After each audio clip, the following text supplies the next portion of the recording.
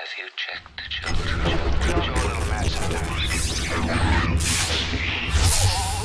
Hi, I'm Chucky. Wanna play? Sometimes that is better. You're gonna need a bigger boat.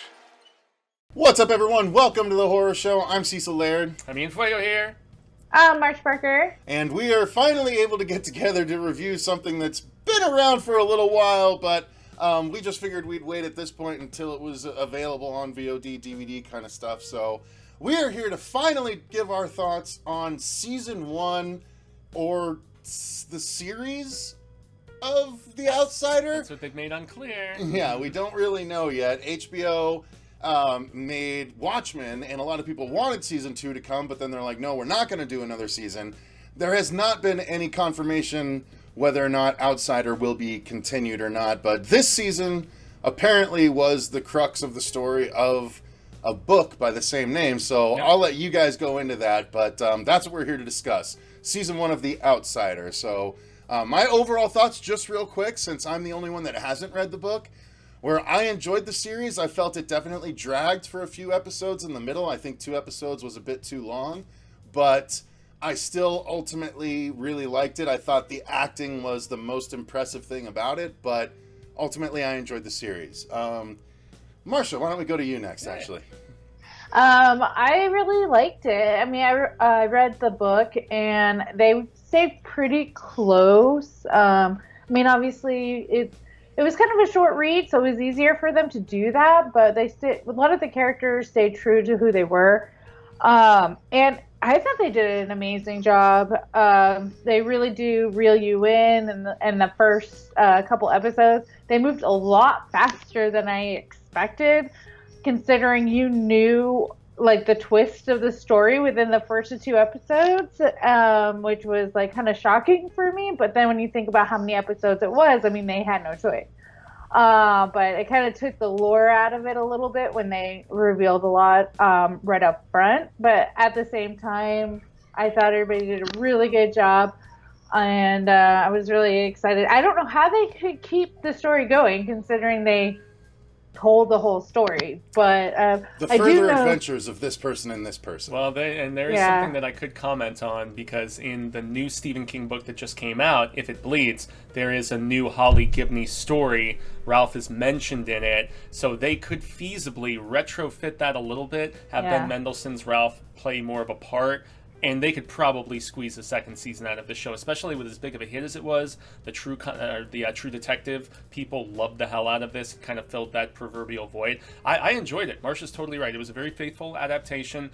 Some of the only alterations that I had issues with were, I know it's an adaptation, it's a different level of the tower, turn of the wheel, whatever. The Holly Gibney character is a little bit different. She still has her eccentricities, but they decided to add in love interest, which wasn't in the book, and I felt it was unnecessary personally, but really aside from that, that's the only gripe I have. It was faithful, and it was very well produced. As Cecil and I have said on here a lot, HBO does not mess around with their original content at all. They are like top tier, some of the absolute best. So this was great. Yeah. And they don't hold back on a lot of things. It was very disturbing, and like one of those things, like it was hard to watch in the beginning because of all of like the kid stuff, and then when you're linking stuff together, and just the when it was violent and graphic, it was violent and graphic, and which is good, because that helps bring that emotional connection to the story and to the characters, and you don't know who to trust, and you don't know who to love and who to like dismiss and things like that. So I thought that was really awesome on how they were able to pull it off, because these type of supernatural stories, even mixed with the true crime aspect, it's not an easy thing to pull off. It's not an easy story to tell, but it could have gone wrong so many different ways, and I think they did a really good job. So. Amen. Fuego, you want to tackle the story briefly? Yeah. So basically, you've got this beloved, member of this community, played by Jason Bateman, Little League baseball coach. I mean, somebody who you would never suspect to do a crime that is so atrocious and horrifying. And Marcia is bingo, like right on the fact that they don't hold back in just showing how unsettlingly, nauseatingly awful it is. I mean, we're talking the graphic rape and murder of a child, and he's got DNA evidence all over the crime scene, and yet there is also physical evidence that contradicts that he was on this teaching excursion, this conference, and he's on video. So how could somebody be in two places at once? That's the conundrum. And his, Ralph, this detective played by Ben Mendelsohn, who does a terrific job in this, he's initially irate, but then as time goes on, he's not even trusting his own logic, and he's like, how could something that makes no sense actually exist? And that's one of the big cruxes of this show and the conundrum that it puts forth. And I mean, it just really goes from there into them trying to figure out, how that could have transpired. They kind of go right for the big change in that second episode, as they reveal pretty early on in the book too. But from there, it's just trying to figure out the nature of what really happened, and who actually killed this child, and how much bigger in scope it could really be. And I'm dancing around trying not to spoil, because I mean, one thing story-wise that I feel like they should have held off on revealing in some of the marketing the supernatural aspect, because in the book they leave you wondering if it is supernatural or not, and they make it pretty obvious pretty quickly that it is, and even in the marketing material they did. So I think they should have kept the mystery a little more guarded. But aside from that, all the other storytelling execution, this team getting together trying to track down who actually did this, I thought it was very effectively done. Great dialogue, and as we segue into acting, I thought that was really strong as well. So it's a good mystery, because it's like a mystery that it's almost like those Russian dolls, where there's a new level of mystery after you unravel one layer, and then there's even another layer beyond that. And so, yeah, I thought it was very, very, very well written. Yeah, let's not segue into acting until Marcia and I talk about the story. Oh, I know. Yeah. So, Marcia, your thoughts on the story? How do you feel like they did? I think they did really well, because I personally love the book. I know Fuego was kind of about the book, but mostly because he thought the ending was, obvious. But for me, I thought the story was really cool. I love true detective, kind of detective stories, and I love paranormal, supernatural stuff, and to put them together and be able to hear kind of both sides fighting and saying their point of view, and then just allowing things to happen, and investigative things to happen, and then accepting it, and then confronting it. I think it was really cool to actually see it come to life. It kind of reminds me of how the exorcism of Emily Rose kind of came about. Are you guys hearing screaming? Oh yeah. Yeah. It's all right. It's all right. Sorry. I get it. Sorry about the screaming. I swear we're not torturing any small children in our house. So it kind of reminded me of that, but in a different kind of spectrum of horror, right? Because you have the logical people fighting like this can't be real, and then you have the more open-minded people saying, why not? Because here's the evidence on why it is real. So I thought it was a really cool story and a really great idea, and Holly is one of my favorite characters ever since Mr. Mercedes. So I love to read and watch anything with her. Which version of her do you prefer? It's hard to say, because these two Hollys are different. When you think about Mr. Mercedes Holly and then this Holly, and then the reason why I say that is just because in the Mr. Mercedes Holly, she seems a little bit more abstract and a little bit kind of more autistic in a way, versus where this one she was just more peculiar, right? It was a little bit more different and not as atypical. Does that make sense? I hear what you're saying, but having never seen Mr. Mercedes myself, she definitely read autistic for me in this one. So I think she definitely portrayed, because again, having worked at a school for special needs for 4 years, I saw the range of autism, and she definitely, I could tell immediately when we first saw her, saw that there was a level of autism to her, but it was high functioning autism. So, I'm interested It's and hard planning to to- watch Mr. Mercedes at some point. Yeah, Yeah. there's three seasons of it. But what I was going to say is I really agree with Marcia. I think the story was good. Again, I do feel that it was a little slow at times, but Dragged in the middle. I thought the story was entertaining because what I always like about movies like this, when there's a supernatural element, is when people find out sooner than the third act.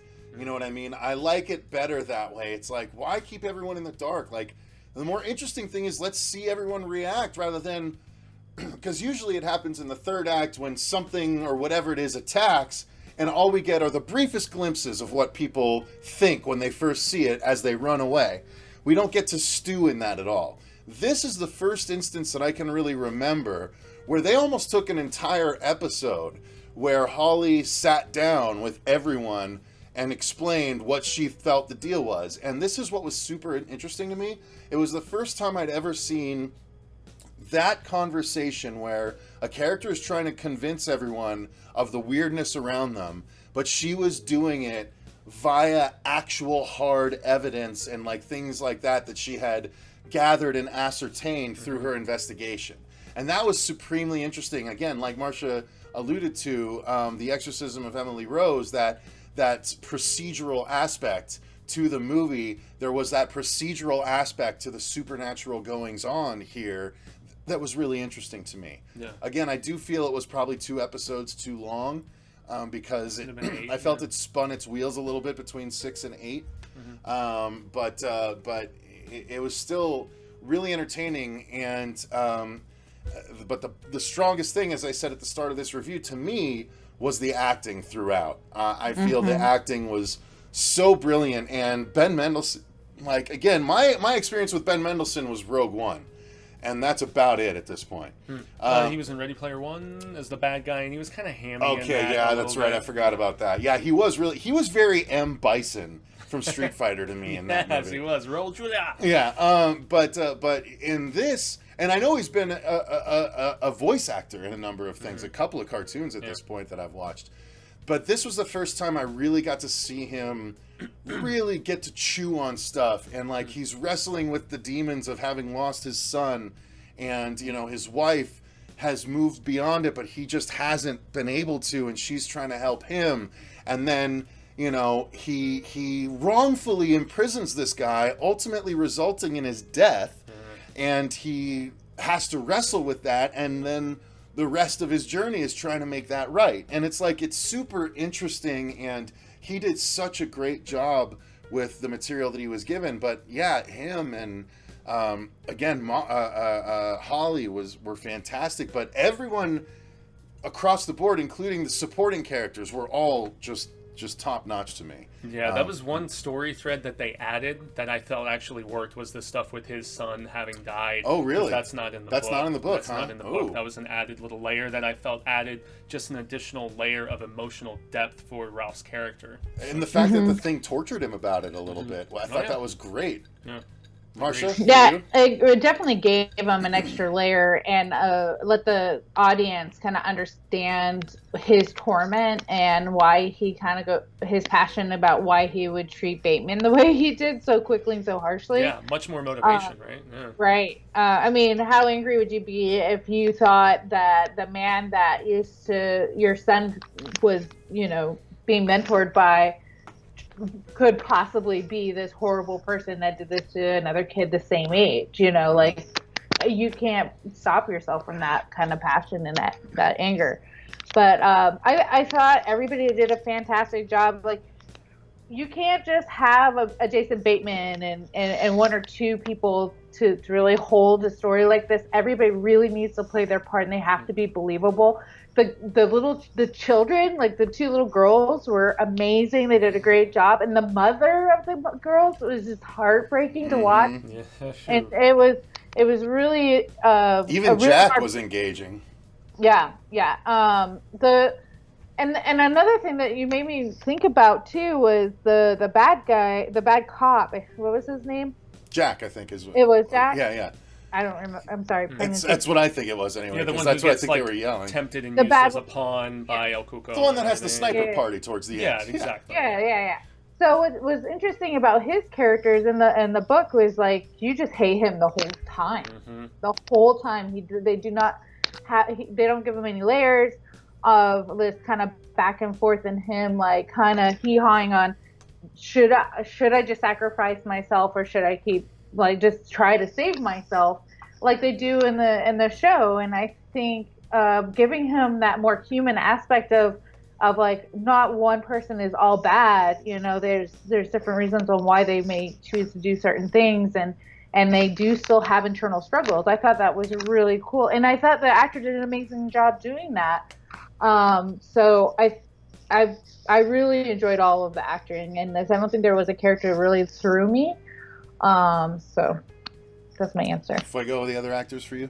Well, I mean, Mendelsohn doing the lisp, it was just kind of, it was amusing, but it gave just a little bit more vulnerability to the character, I think, especially with how smart he is and, you know, how just grounded and, you know, the just disbelieving, you know, how there's those just warring factions like Marcia said throughout this. You've got, you know, the lawyers, you know, versus the prosecutors, and you've got, you know, the even in their own internal camp of those searching for this killer, this supernatural entity, those who believe and those who don't. And you know, they definitely conveyed the meticulousness of Holly's character tremendously. That was an actress that I was very impressed with in Bad Times at the El Royale. She's a British actress who was also a singer, and it was kind of a different take on Holly. She seemed that as Marcia, having read the Mr. Mercedes trilogy, knows, like, she starts out very timid and then she gains her confidence over those books. And so when we reach her in The Outsider, she is just firing on all cylinders, so to speak, and her calling card, despite her eccentricities, is that just smart attention to detail. And that's why the bit that you mentioned where she's going through every logical aspect of how the illogical could be possible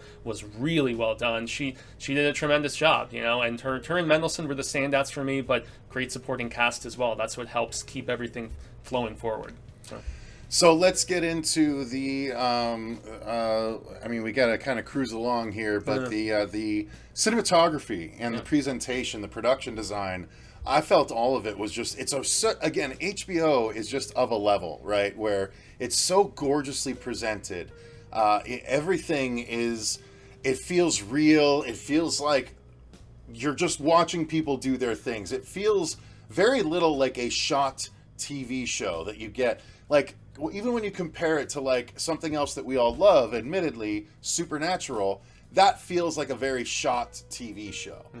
This does not. This feels like a legitimate 10-hour long film presented to you, and it's so gorgeous and so polished, but so immersive that it's truly HBO is just on another level. Yeah, and they changed the location to Georgia, but it still worked perfectly. And I mean, some of the countryside that we get throughout, and these like smaller towns where something like this is so unbelievable and unexpected, and just I mean, everything about it just up that kind of.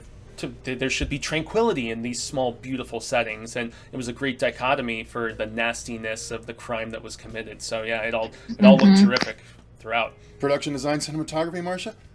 Yeah, I mean, we couldn't have asked for a better team of people to do this story because the different locations and especially when you're going from like a couple small towns, and then you're going into the caverns and you're doing all these different shots and with the crime scenes and everything else that they have to put together to make it feel, even the strip club felt authentic. Like it was, it just, everything fit and it didn't take you out of what was going on. And it also was emotionally striking too. Like you could tell that they put thought into like even just showing like the way the lighting is hitting things and how they're presenting certain material and how they reveal things when they reveal it. Like everything was perfectly designed for this show because it is a mystery, and all of that had to be taken into account. And they used everything that they could to do that, which was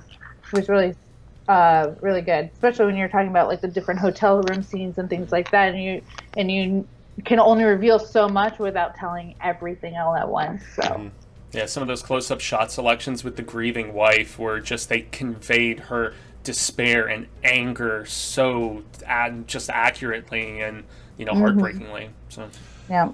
And then finally it was the effects, and they were all fairly minimalistic in this series. There was a bit of digital manipulation, but not even a ton. I mean, most of the times when there was supposed to be the messed up swirly face, you kind of turned away and you couldn't ever really see it. So they didn't really need much by way of effects. There's a couple of corpse things and, you know, dead animals that are being chewed on and things like that, but overall, not a real ton of effects to lean on in this. Even the kid at the beginning, thankfully, they showed it in brief flashes just to like get the point across. But that's not the sort of thing you need to linger on, because then it just becomes gratuitous. Right. So Yeah. I do wish we got a little bit more of, you know, the man, you know, the changing the face and the impression of him sitting in places and being in places where he wasn't really supposed to be. Like the whole scene with the chair. There's supposed to be impressions to show that there was somebody sitting there, and you didn't even get that. You just got they went a different direction and they did the handprints and stuff, which, okay, sure. But I feel like we needed a little bit of this more supernatural kind of feel and give us a little bit more of a payoff than what we actually got. I agree with that. I definitely wouldn't have said no to more of that.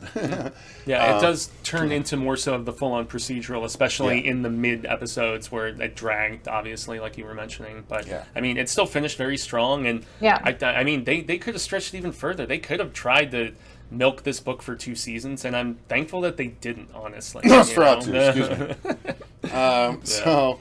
yeah, I think that's going to do it. That covers it. We've pretty much covered it. So I'm glad that we finally got to it. Indeed, indeed. Thank you guys very much for watching. If you enjoyed The Outsider, or even if not, why don't you let us know whatever your thoughts are in those comments down below. Did you watch The Outsider yet? Did you enjoy The Outsider? Let us know all of your thoughts. While you're down there, if you enjoyed the video, click the like button and subscribe. And if you're so inclined, you can click the the link to the Patreon page in the description box, where you can select movies for us to review, do commentaries for, things like that, if you so choose. Until next time, though, I've been Cecil Laird. Gracias a Jaime Fuego. I'm Mark Becker. And remember, stay Stay scared. Scared.